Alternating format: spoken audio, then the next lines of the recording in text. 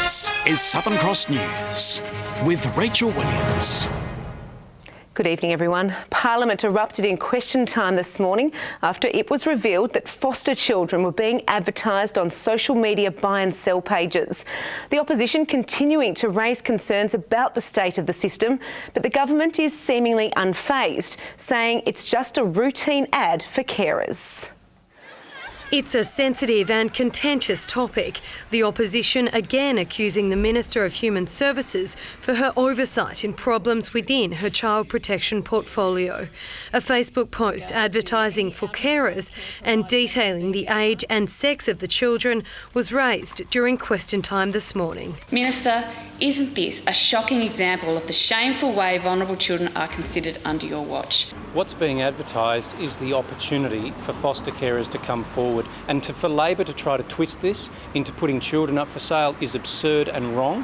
What we're doing is encouraging more Tasmanians to look at the opportunity to open their home to a child in need. In 2012, Labor started their own campaign online to recruit more foster carers, but the opposition parties are saying the crux of the issue isn't the advertisements themselves, but the information about the children in care posted on the trading sites on social media. I'm sure it didn't come from a bad place from the organisation which posted those children on the website, but it does point to a system that is very poorly managed by the Minister. It should never have happened, and it should be taken down immediately and never be allowed to happen again.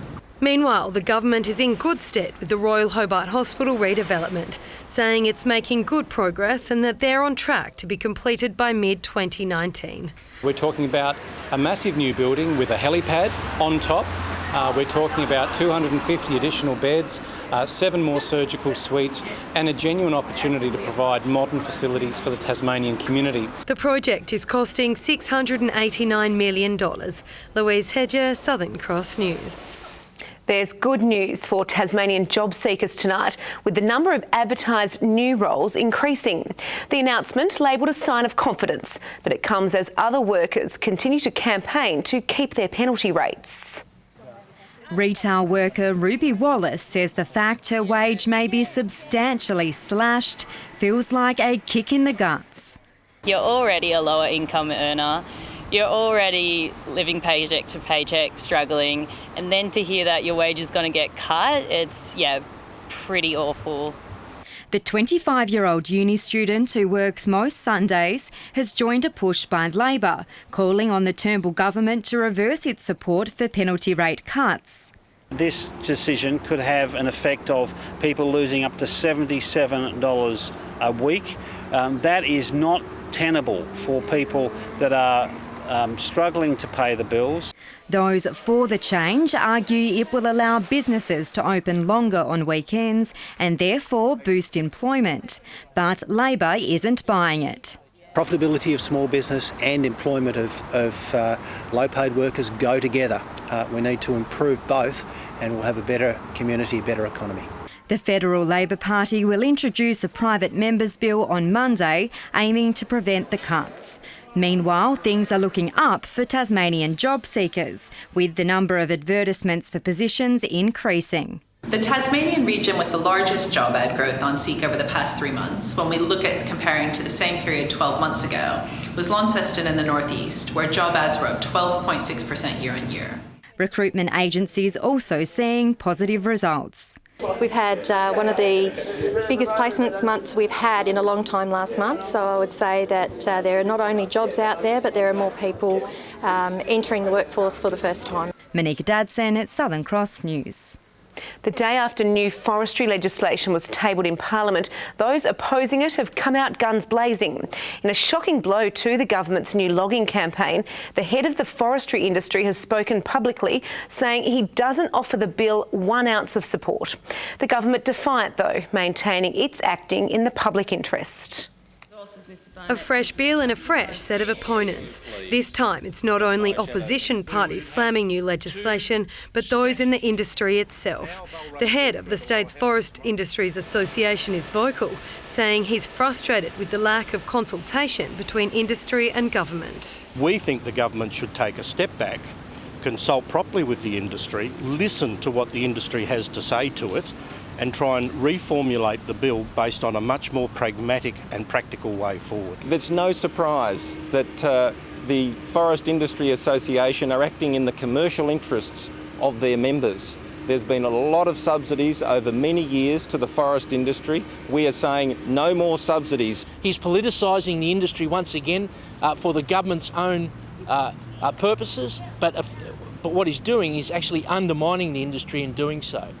We think that the legislation is a sham. The Resource Minister saying there are only 3 options left for the industry: close it down altogether, continue the subsidies for Forestry Tasmania worth $25 million per year, or implement the new legislation which will cut the subsidies. We believe that there is support for our legislation. It's the right thing to do. We have the resolve to get it through because it's in the public interest. We represent nearly all of the native forest sawmillers that hold contracts with Forestry Tasmania for supply from public land. The issue is expected to be debated in Parliament tomorrow. Louise Hedger, Southern Cross News. A Tasmania Police trainee has been stood down on full pay after being charged with a sex offence. The 19-year-old from the state south is accused of having sexual intercourse with a young person under the age of 17. The matter is still being investigated and the trainee will appear in the Hobart Magistrates Court on April 10. Fire crews are continuing to monitor a vegetation fire in Newbina tonight after a watch and act alert was issued for the area this afternoon. Water bombing helicopters managed to bring the fast-moving blaze under control. It spanned 2 hectares at its peak and 3 properties were threatened but not damaged.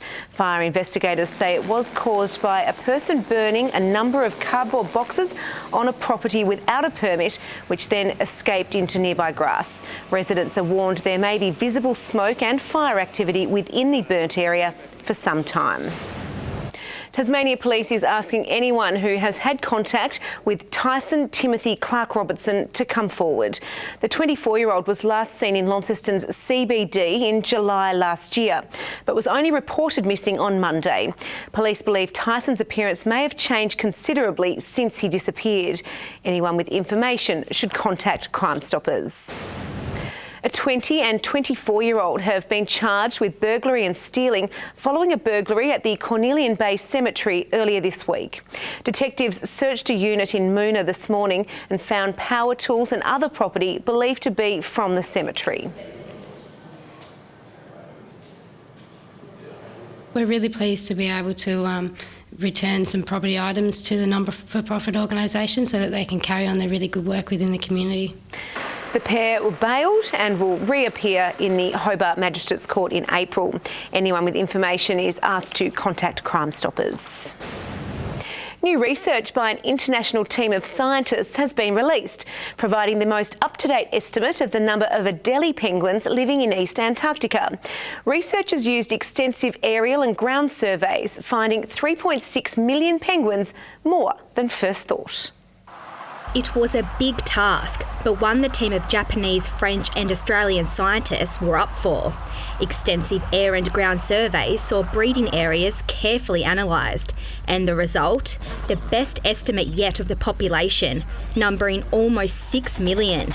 The major difference in numbers, the team says, is because previous research did not include non-breeding partners, solely focused on breeding pairs, whereas the new research included both. This is because the non-breeders comprise of the pre-breeders, that is the youngsters after they've left the breeding sites for the first time, and they don't return to the populations until on average 3 or 4 years of age, as well as the breeding age birds that have skipped breeding for the year. These non-breeders are foraging often out in the water where we can't see them. They may visit the island from time to time through the breeding season, but they are essentially invisible to us. Despite a major step forward, the research also raises concerns for terrestrial and marine conservation. It's likely more birds are interacting with human activities on the continent than previously thought. Each of them require ice-free land to breed or live on.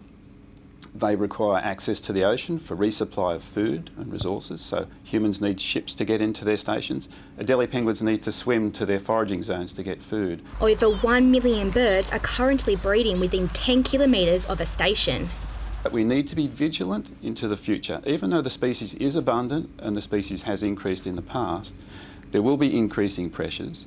We need to be vigilant for the impacts on that. There's no evidence on negative impacts on the species yet. Talia Higgins, Southern Cross News. Tasmania is intensifying its push for a slice of a major shipbuilding project. Technical facilities at the Australian Maritime College could be used as part of the country's $50 billion investment into new submarines. The Prime Minister's right-hand man among the delegates seeing the state's capabilities in a tour today. Speaking very loudly in terms of getting more defence spending into Tasmania, and it's a message that I've heard and it's a message I'll be taking back to Canberra also. And there's a whole myriad of technical things that need to be looked at, some of which the AMC has world-class capabilities in. 12 submarines will be built in Adelaide over the coming decades, creating ancillary work for other states. One of Tasmania's top female cricketers has sealed her spot in the national side. Georgia Redmayne will tour Sri Lanka for the One Day and 2020 series beginning later this month. Redmayne hit a century for the Tasmanian Roar last season and made 278 runs for the Hurricanes in the recent WBBL. A Gagebook primary school student is in hospital tonight after being diagnosed with meningococcal disease. The child's closest contacts have been given antibiotics in case they are also carrying the bacteria. Symptoms can include fever, vomiting, headaches, muscle stiffness and a rash. A cafe with a difference has opened its doors in Hobart, completely staffed by members of our community living with a disability. The Car Yard Cafe, run by Aurora Disability Services, is aiming to provide practical training for those wanting to enter the hospitality industry. And so we're providing that opportunity for a stepping stone for the people that come into Aurora, the trainees, the clients that are undergoing their hospitality training. I think that it'll go well, and we're just so hopeful it'll be successful. That's our dream. Staff are rotated through a number of roles within the cafe in the hope they'll then move on to full-time work in the wider community. Well, now a look at business and finance with thanks to Tasplan, your local super fund. The share market has staged a late recovery to close stronger due to support from mining stocks. The ASX 200 index has risen by 14.9 points. A short time ago, the Australian dollar was trading at 75.73 US cents and 71.32 euro cents. He's been one of Tasmania's most decorated players over the past 15 years, but in a tearful farewell today, Xavier Doherty called stumps on his time at the top. Flanked by his family, the go-getter from Georgetown says state-level wins are amongst his most cherished. It's been a decision playing on Xavier Doherty's mind for close to a year. Today, he pulls the pin on first-class and one-day cricket in front of teammates and with the highest gratitude to his family. How they managed to work full-time and look after all of us and give me every opportunity to chase my dream is simply mind-blowing. Doherty has come full circle. It all began here at Blunston Arena 15 years ago. Age 19, the fresh-faced spinner starting with the Tasmanian Tigers in a decisive clash. But his biggest honour in the side would wait until the 2010-2011 season, a maiden Sheffield Shield win and the chance to play captain. We won a game at the MCG, which, if you line the two teams up on paper, we were miles behind. So that was pretty special to me. His breakthrough on the international stage came in November 2010, Doherty making his mark with 4 for 46 at the MCG. But he had mixed feelings about his first international test, the difficult 2010-11 Ashes series, where Doherty managed just 2 wickets in Game 1. To not actually perform once I got there doesn't sit that well with me. Doherty would be on top of the world again in 2015, part of the victorious World Cup on home soil. He says much of his success owes to mentor George Bailey. He's just a good person and a great leader. But retirement has its perks. Well, I've been fishing today. I've been fishing most of last week. A forgettable season for the state's Shield side is almost over. The final game against South Australia starts tomorrow with 3 changes. Well, there is a little bit at stake because we don't want a repeat performance like we put out against Queensland. Tom Johnson, Southern Cross News. New Hobart Chargers import Rob Heyer says he's ready to step up his game ahead of next weekend's Seabull season opener. Settling into his new side, the American is opening up about his decision to turn down lucrative offers back home. He's now kitted out in Chargers colours, but Rob Hire came very close to staying in the States. After filling in for the LA Lakers development team, Hire had the potential to play in the NBA's minor league, but timing turned him south. It all happened at once, really, with the Chargers and with them. So I had already committed, and that's what I had set in my mind, so that's what I wanted to do. A man of his word, the 24-year-old admits he'll miss the exposure to the NBA, but the Chargers coup is about earning experience. It follows a successful 2016 with the Trobe in the Northwest Basketball Union. I think I'll fit in a little more, actually. You know, just you play up to your competition, and I believe in that, and I think I'll be able to do that. He joins Chris Whitehead on the imports list, out to make amends following last season's slip-up in the Southern Conference final against Mount Gambier. It's probably one of the best teams that we've been able to put on the floor since I've been around. Also new today, the hardwood surface being laid down at the Derwent Entertainment Centre. The Chargers will host an all-Tasmanian tie in round one when the Northwest Thunder come to town. It just looks like a great basketball stadium. It's going to be a great atmosphere. With the new curtaining system out here at the Derwent Entertainment Centre, it means we can create an atmosphere for any size crowd we get. Tom Johnson, Southern Cross News. Good evening. Hobart and Bushy Park our top today with 32 degrees. Launceston 28, Burnie 23, Devonport a high of 25. Temperatures sat between 5 and 11 above average as warm northerly winds help things along a bit. Campania and Maydena 31, Ouse and Matsyker Island 30, King Island 29, Strawn 28, Friendly Beaches 27, Flinders Island 26 today, St Helens 24, Wynyard 23, a bit cooler at Low Head 22 the high. Things will change tomorrow as the cloud band to our west heads over Tasmania. That's linked to a low and cold front. The east coast of New South Wales are still copping some heavy rain too from that build up there, and a bit more over coastal Queensland and the tropics too. Some low level cloud over the north brought a drizzle patch or two today, but not much in any of that. Tomorrow the surface trough will be right over the state, a cold front to the west, highs are positioned over the Bight and well to the east.